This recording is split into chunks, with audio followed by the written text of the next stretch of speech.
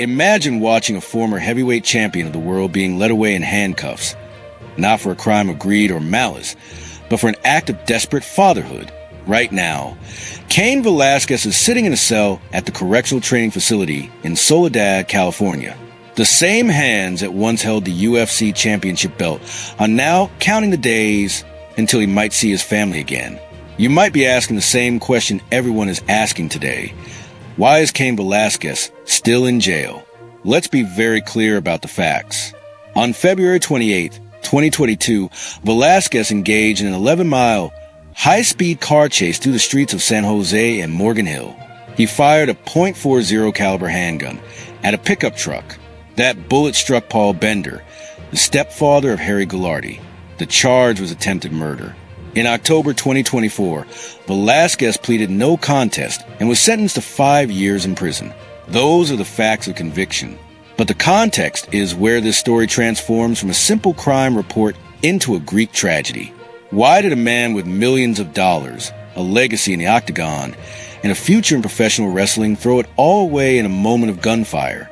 The answer lies in what happened just days before the shooting. Harry Goularte had been arrested for allegedly molesting a 4-year-old family member of Velasquez at a daycare. Think about that for a second. A 4-year-old. That child is Velasquez's son. Then, something happened that broke the camel's back. Despite the district attorney's objections, a judge released Goularte on supervised release with an electronic monitoring bracelet. He was actually on his way to put on that monitor when Velasquez found him and gave chase. In the eyes of the law, Cain Velasquez became the aggressor. In the eyes of many parents, he became a symbol of raw, uncontrollable rage and unforgivable injustice. Ronda Rousey famously tweeted that she would have done the same thing, if not worse. And that is the painful rub, isn't it? We can understand the motive. We can feel the fury.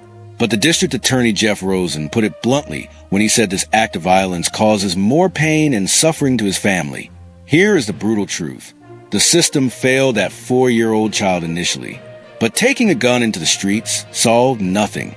Goularte is still awaiting trial on the molestation charges, and now, instead of being home to help his son heal, the father is locked up 3 hours away from his family. As of today, Cain Velasquez is eligible for parole in February 2026. He might get out early for good behavior, but the damage is done. This leaves us with a question that has no easy answer. If the law fails to protect the most innocent among us, what is a parent supposed to do? Velasquez chose violence, and the law punished him for it. But as we watch him sit in that cell, we have to ask ourselves whether we're locking up a criminal or whether we're locking up a father who loved his child so much that he lost his mind for a moment. Maybe, in this case, he is a little bit of both. And that is the hardest truth to stomach.